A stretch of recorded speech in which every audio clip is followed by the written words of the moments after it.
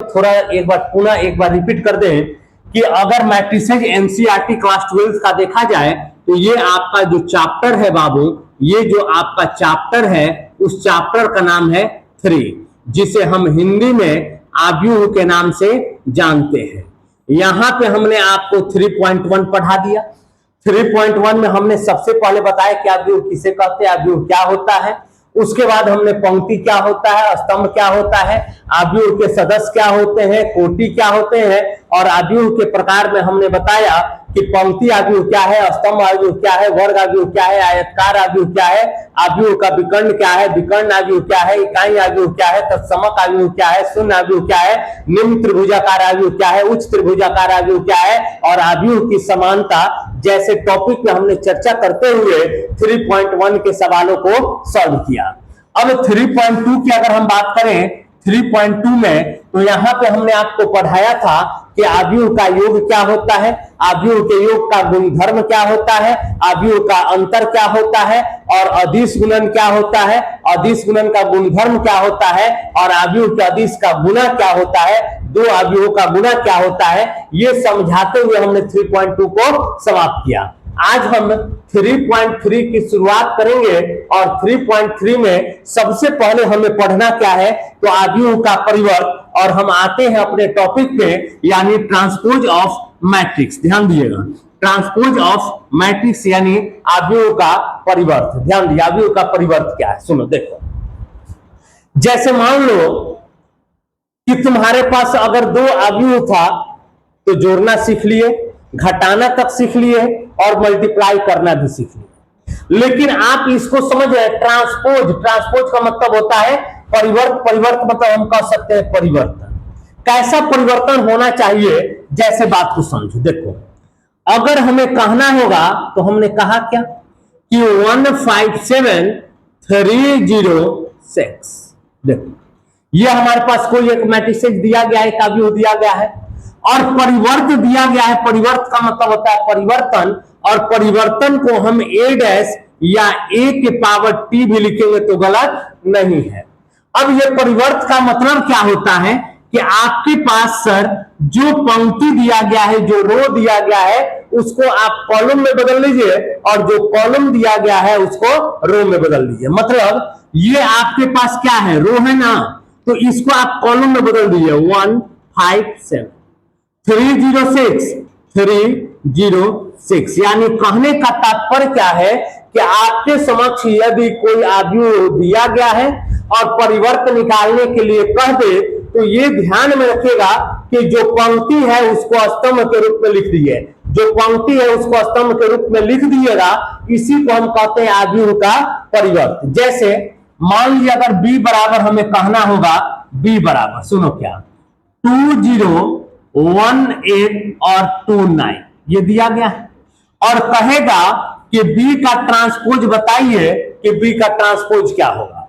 कोई टेंशन नहीं, देखो b का ट्रांसपोज निकालना है ना। सुनो, ये तुम्हारे पास क्या है, पंक्ति है, इसको स्तंभ में बदल दिए 20। ये तुम्हारे पास क्या है, पंक्ति, स्तंभ में बदल दिए 1। ये तुम्हारे पास क्या है, पंक्ति है तो स्तंभ में बदल दिए 2 और 9। यानी जो पंक्ति रहेगा उसको स्तंभ, जो पंक्ति है उसको स्तंभ, जो पंक्ति है उसको स्तंभ। पंक्ति को अगर स्तंभ में आप लिख देते हैं, इसी को हम लोग कहते हैं क्या है, ट्रांसपोज ऑफ मैट्रिक्स यानी आव्यूह का परिवर्त। एक और एग्जांपल समझते हैं, देखो जैसे मान लो c बराबर 123469208 ये दिया गया, और इसका यदि ट्रांसपोज यदि हमें निकालना होगा तो हम क्या कहेंगे, सुनिए। ये हमारे पास एक पंक्ति है, इसको स्तंभ में बदल दीजिए 1 2 3। ये पंक्ति है तो 4 6 9।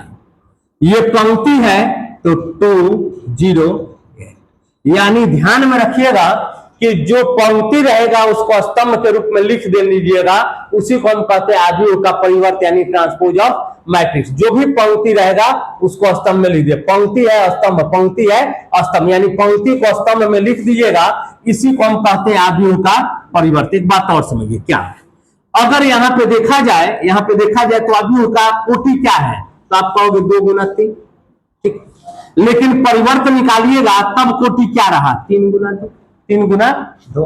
ठीक है ना। अब समझिएगा, सुनिए, यहां पे कोटि क्या है, कोटि, तो कहोगे कि सर 2 गुना 3। अब इसका परिवर्तन निकाल लिए तो कितना हो जाए, सॉरी 3 क्रॉस 2 है ना, 3 क्रॉस 2। अब यहां पे ध्यान दिया तो कितना का बना, 2 क्रॉस 3। यहां पे देखिएगा तो 3 क्रॉस 3 का है और यहां पे 3 क्रॉस 3 का है। मतलब क्या समझ रहे हो कि सर जो पंक्ति के आगे का परिवर्तन निकालने के बाद जो पंक्ति की संख्या रहेगा वो स्तंभ में आ जाएगा, स्तंभ वाला पंक्ति में। पंक्ति की संख्या स्तंभ बन जाता है, स्तंभ की संख्या पंक्ति, पंक्ति की संख्या स्तंभ और स्तंभ की संख्या पंक्ति। इस बात को आपको ध्यान रखना होगा। चलिए ध्यान दीजिए, किसको कहेंगे थोड़ा सा ध्यान दीजिएगा। अवयव का परिवर्तन का मतलब यहीं पे लिख दे, क्या नहीं होता है, चल लिख देता है। देखो, वैसा वर्ग अवयव हमेशा परिवर्त वर्ग अवयव का ही निकलता है, ध्यान में रखिएगा। वैसा वर्ग अवयव, वैसा वर्ग अवयव वैसा वर्ग अवयव जिसमें पंक्ति को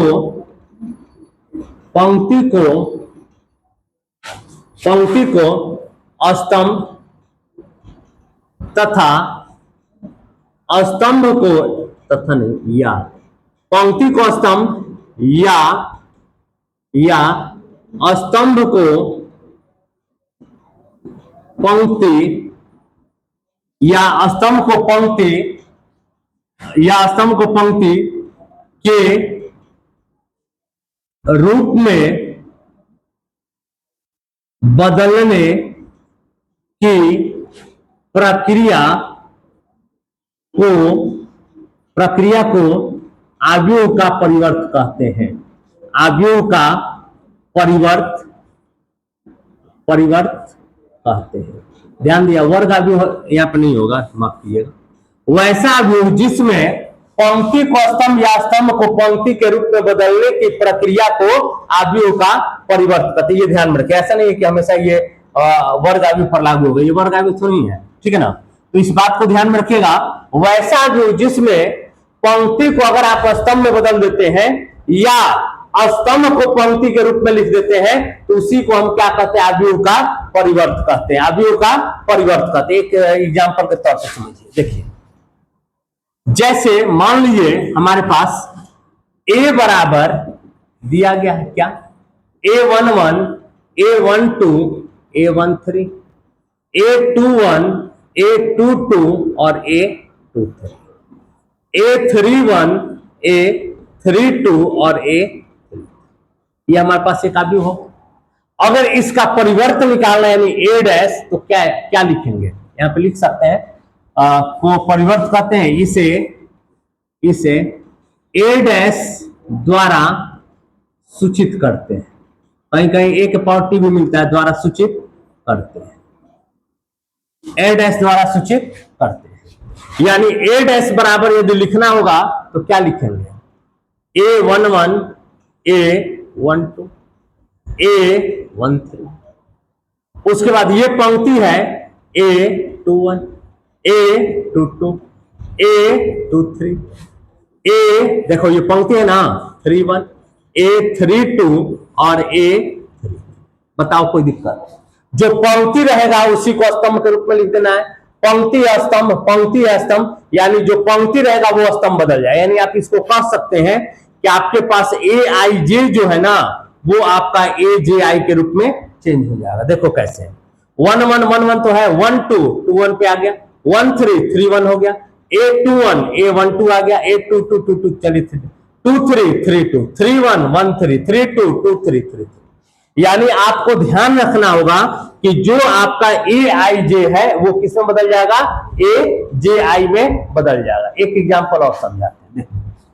मान लो हमारे समक्ष दिया गया है a बराबर 954602 और हमसे कहा जा रहा है a डैश निकालिए, निकल जाएगा, बताओ कैसे निकालेंगे सर, 954602 यही हो जाएगा अवयव का परिवर्तन। कैसे, क्योंकि अभी हमने आपको बताया कि जो आपका पंक्ति है वही स्तंभ बन जाएगा, जो आपका पंक्ति है वही स्तंभ बन जाएगा, इसी को हम कहते हैं अवयव का परिवर्तन।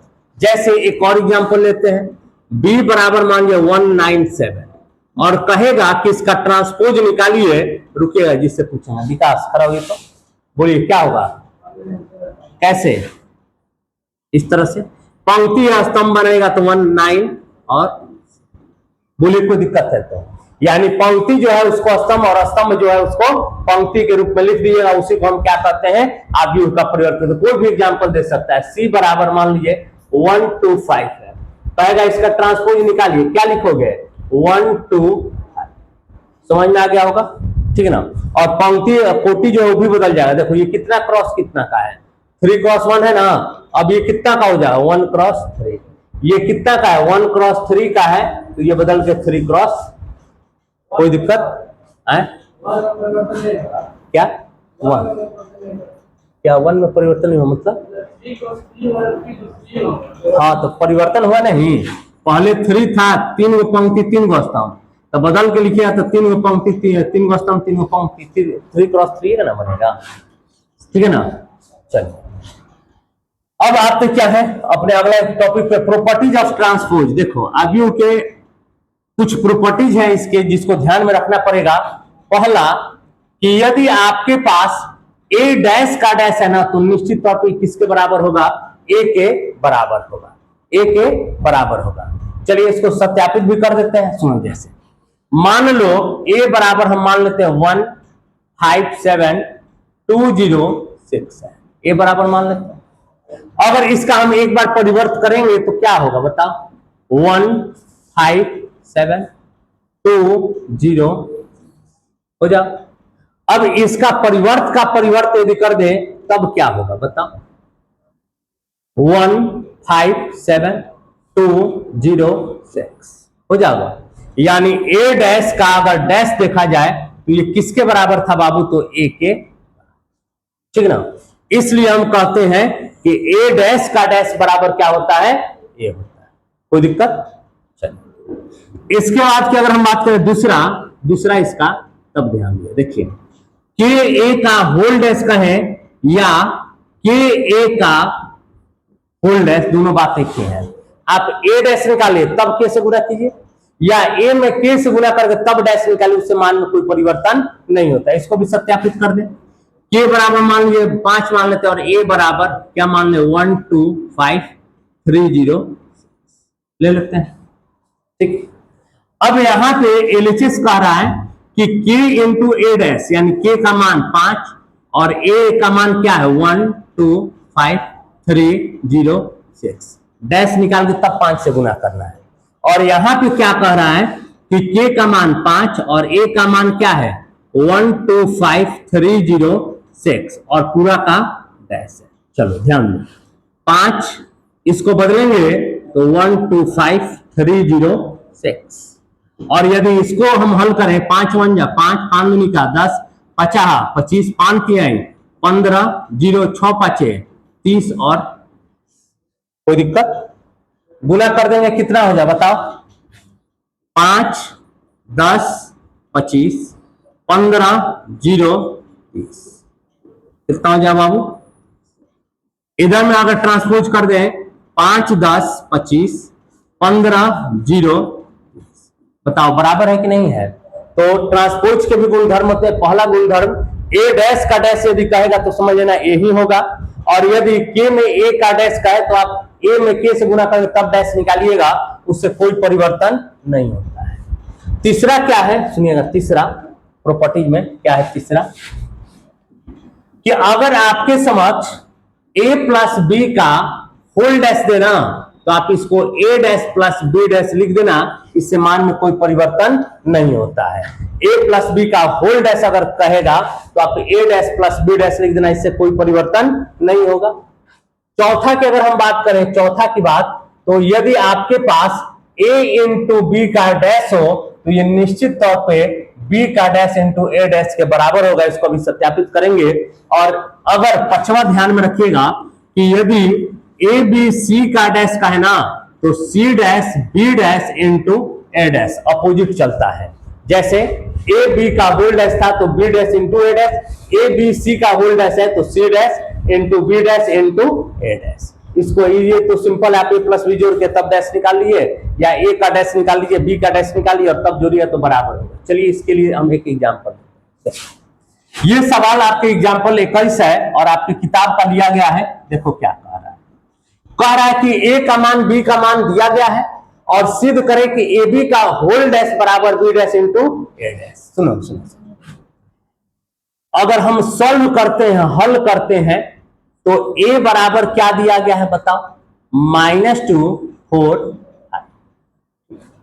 b बराबर क्या दिया गया है 1 3 दिया गया ना। ए बी का होल डैश बराबर B dash into A dash.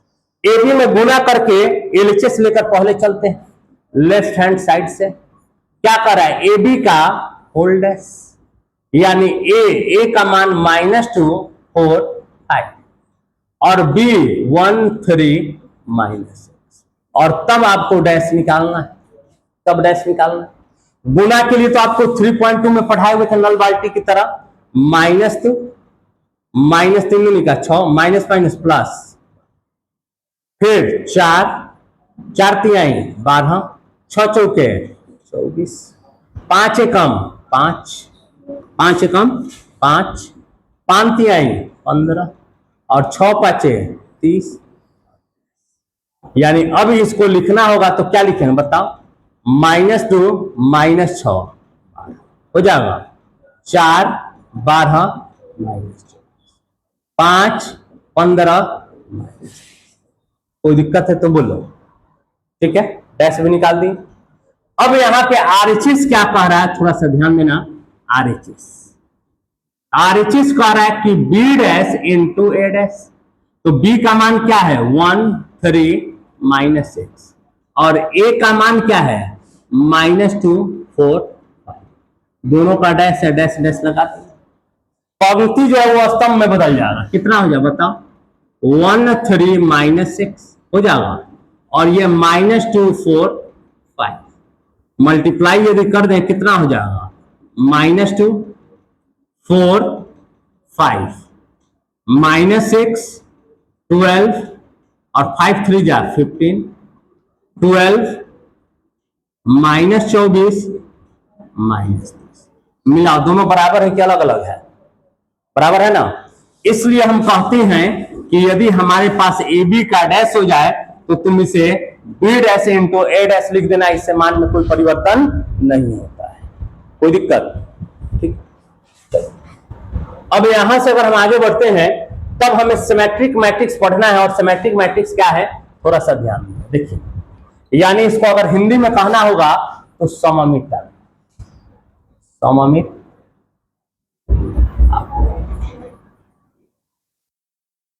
सममित। अच्छा एक बात पहले तुम समझो, ये सममित आव्यूह क्या है, सममित आव्यूह क्या है।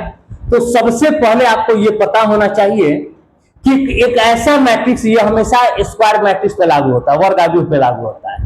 क्या होता है सममित आव्यूह, थोड़ा सा पहले एग्जांपल समझिए। देखिए मान लीजिए कि हम एक मैट्रिक्स दे रहे हैं 5 9 9 3, ठीक, 5 9 9 3।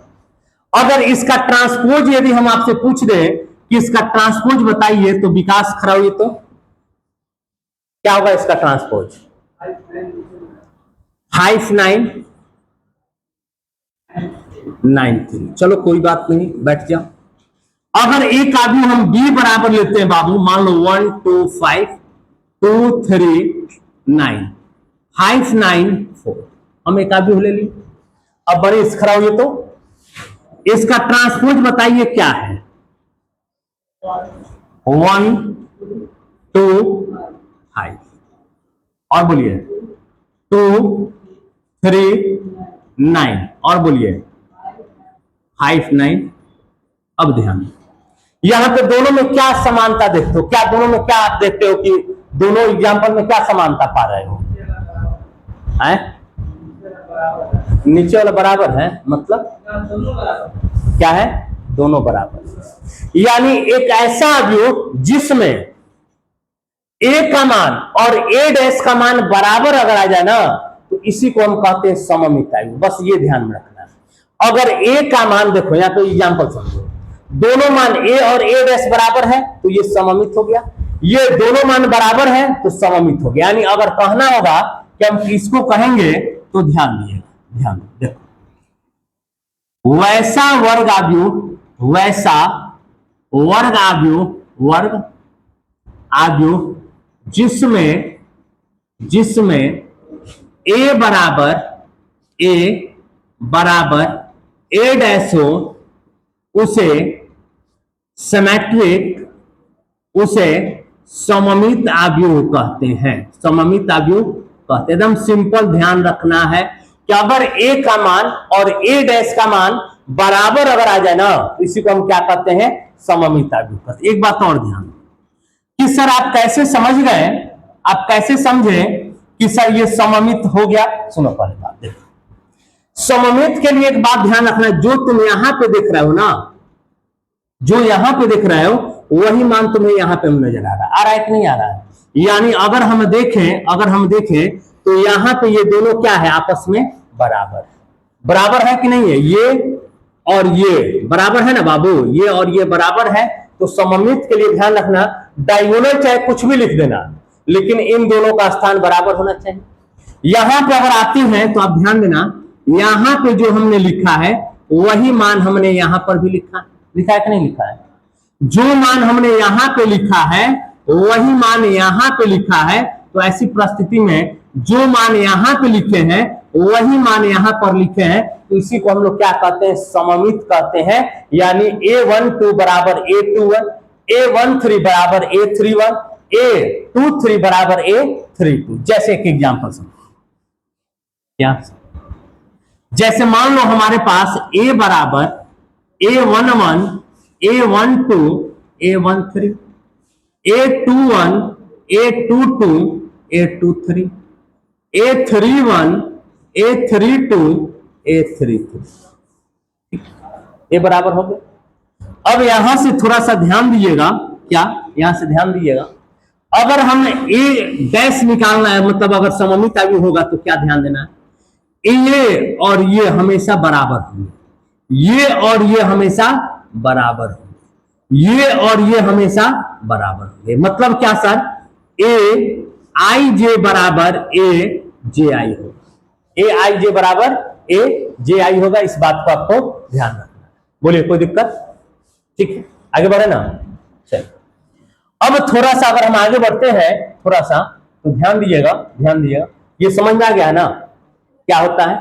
अब थोड़ा सा ध्यान दीजिए, देखिए अगर आपके समक्ष कोई एक मैट्रिक्स दे दिया गया है, जैसे a बराबर मान लीजिए 9531 दे दिया गया, और कहेगा आपसे कि बताइए इसको सॉल्व करना है। सॉल्व क्या करना है कि इसको सममित आव्यूह में इसको लिखिए। तो सममित है या नहीं है, तो नहीं है। कैसे सर, आप अभी बताएंगे ये बराबर होता है ए आई जे बराबर ए जे आई, तो सममित तो नहीं है। तो सबसे पहले सममित बनाने के लिए ए डैश निकाल लीजिए। ए डैश निकालिएगा क्या होगा बताओ, 953 और ए प्लस ए डैश करके देखते हैं क्या आता है। सुनो, 9 9 18, 5 3 8, 5 3 8, 1 1। यहां से कुछ सीख मिला क्या कि सर एक बात हमेशा ध्यान में रखिएगा, नोट पॉइंट में ये ध्यान में रखना क्या कि ए प्लस ए डैश सदैव सिमेट्रिक होगा, यानी सममित होगा, सदैव सिमेट्रिक होगा, सममित आव्यूह होता है। अगर कहीं पर भी आपसे कोई दे दे कोई भी एग्जाम्पल और आपसे कहे कि इसको सममित में बदलिए, तो आपको कुछ नहीं करना है, ए बराबर ए से ए डैश निकाल लीजिएगा और ए प्लस ए डैश को जोड़ दिया तो निश्चित तौर पर ये किस में बदल जाएगा, सममित। ध्यान में रहेगा एकदम हमेशा, ए प्लस ए डैश सदैव क्या होगा, सममित होगा। क्लियर है। चलिए अब अगले एग्जाम्पल पे चलते हैं। अगले एग्जाम्पल नहीं, अगला टॉपिक है स्क्यू सिमेट्रिक मैट्रिक्स, जिसको हम लोग कहते हैं विषम सममित आव्यूह। क्या कहते हैं बाबू, विषम सममित आव्यूह। विषम सममित आव्यूह क्या है, विषम सममित आव्यूह, ध्यान दीजिए। जैसे मान लो तुम्हारे पास एक एग्जाम्पल देते हैं, a बराबर 0 5 4, -5 0 -9 -4 9, ये हो गया।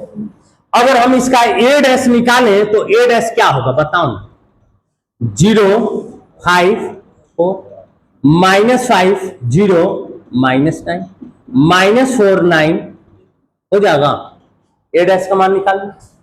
अगर हम तुमसे ये पूछते कि अच्छा -a का मान क्या होगा तो तुम क्या कहते हैं?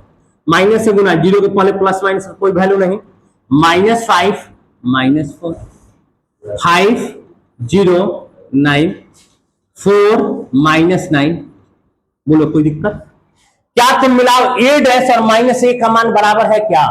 पहले देखो, a डैश -a का मान बराबर है तो इसी को हम लोग कहते हैं विषम सममित आव्यूह। क्या कि सर वैसा वर्ग आव्यूह, वैसा वर्ग आव्यूह, वर्ग आव्यूह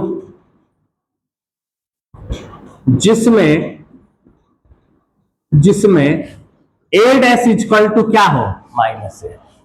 a डैश और -a हमेशा बराबर होगा। a dash equal to -a हो उसे विषम सममित आव्यूह कहते हैं। ध्यान रहेगा बाबू, कहते। एग्जाम्पल के तौर पे आपको समझा दिए हैं, ठीक है ना। एक और समझ लीजिएगा, जैसे मान लो a बराबर, ध्यान दो, a बराबर a11 a12 a13, ध्यान देना। उसके बाद a21 a22 a23 a31 a32 a33, ये जरूर ध्यान में रखिएगा। क्या कि यहां पे आपको अगर हम बताएं ये और ये दोनों बराबर होगा लेकिन चिन्ह अपोजिट रहेगा। मतलब क्या, देखो ये और ये बराबर तो हैं लेकिन अगर ये माइनस में तो ये प्लस में, अगर ये प्लस में रहता तो ये माइनस में। और ये ध्यान में रखिएगा इन दोनों के बारे में भी, ये दोनों बराबर रहेंगे लेकिन साइन क्या रहेगा, अपोजिट रहेगा। ये प्लस में तो ये माइनस में, ये माइनस में रहता तो ये प्लस में। यहां पे ये और ये भी समान है लेकिन अंतर क्या है, साइन का अंतर है। एगो प्लस में है तो एगो माइनस में, एगो माइनस में तो एगो प्लस में, और विकर्ण हमेशा जीरो रहेगा। तो यहां से लिख सकते हैं क्या कि सर a आई जे बराबर -a जे आई, या a -a आई जे बराबर a, यानी अपोजिट साइन रहेगा, ठीक है ना। a आई जे का अगर माइनस में है तो इसका जे आई क्या होगा, प्लस में होगा। अगर ये प्लस में है तो ये माइनस में। बोलो समझ में रहेगा कि नहीं रहेगा? विषम सममित आव्यूह क्या है, तो a dash equal to -a को हम क्या कहेंगे, स्क्यू सिमेट्रिक मैट्रिक्स कहते हैं। कोई दिक्कत? आगे बढ़े ना। अब आपको ये जरूर पता होना चाहिए कि अगर आपके पास कोई एक मैट्रिक्स दे दिया गया है, a बराबर मान लीजिए 4 3 5 7, और कहेगा कि इसको सिमेट्रिक स्क्यू सिमेट्रिक में बदलिए। कैसे बदलेंगे? सबसे पहले a डैश निकाल लेते हैं, क्या होगा बताओ, 4 3 5 7 हो जाएगा। अगर हम a माइनस a डैश निकाल के देखते हैं क्या होता है, देखो 4 में से 4 जाएगा 0, 3 में से 5 जाएगा -2, 5 में से 3 जाएगा 2 और 7 में 7 जाएगा 0। बताओ ये विषम सममित है कि नहीं है? प्लस माइनस और डायगोनल 0।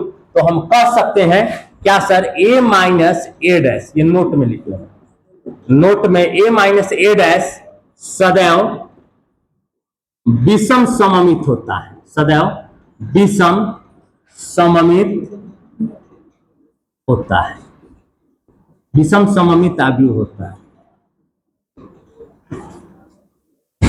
कोई दिक्कत है तो बोलिए, विषम सममित आव्यूह। ठीक, एक छोटा सा और टॉपिक क्या है कि सममित और विषम सममित आव्यूह का योगफल, यानी इसके लिए एक फॉर्मूला ही है, थोड़ा सा ध्यान रखना। क्या कि 1/2 सममित के लिए प्लस a डैश बताया ना अभी, plus a dash plus 1/2 a minus a dash. मतलब कोई भी एग्जाम्पल पे आपको समझ में आ जाएगा। कोई भी अगर आपके समक्ष दिया गया है एग्जाम्पल, a बराबर मान लेते हैं क्या, सुनो 16 8 4 6, ठीक। और कहेगा कि इसको ऐसे लिखिए कि एक तरफ सममित हो जाए और एक तरफ विषम सममित हो जाए और दोनों को जोड़ दे तो यही मान आ जाए। ठीक है ना।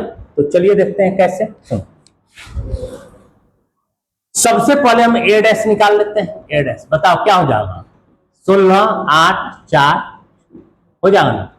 अब ध्यान दो 1/2 ए प्लस ए डैश 16 और 16 32, 8 4 12, 4 8 12, 6 6 प्लस 1/2 ए माइनस ए डैश 16 में 16 जाएगा 0, 8 में से 4 जाएगा 4, 4 में से 8 जाएगा -4, 6 में से 6 जाएगा, हो जाएगा।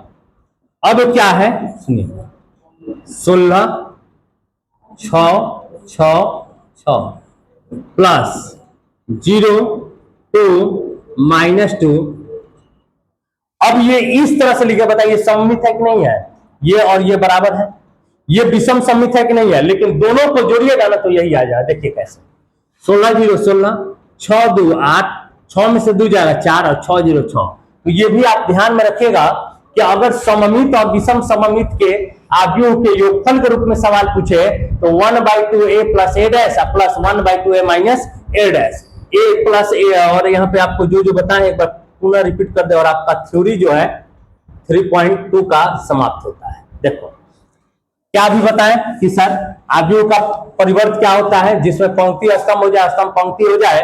उसके बाद हमने बताया कि ट्रांसपोज, इस एग्जांपल बताएं, फिर इसका प्रॉपर्टीज बताए हैं कि सर ए डैश का डैश बराबर ए होता है, वो भी आपको समझा दिए। ए प्लस बी का होल डैश बराबर A dash plus B dash, या ए बी का होल डैश बराबर B dash into A dash, या ए बी सी का होल डैश बराबर C dash into B dash into A dash.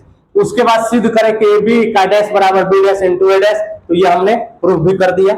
उसके बाद हमने बताया कि सममित क्या होता है, तो ए बराबर ए डैश अगर है तो सममित है, और ए प्लस ए डैश सदैव सममित होता है।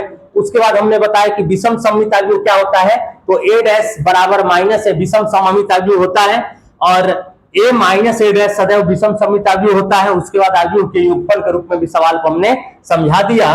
3.3 का थ्योरी समाप्त होता है एनसीईआरटी के द्वारा, और कल हम सवाल पर चर्चा करेंगे। ठीक है ना, धन्यवाद। कोई दिक्कत तो नहीं है, पूरा क्लियर है।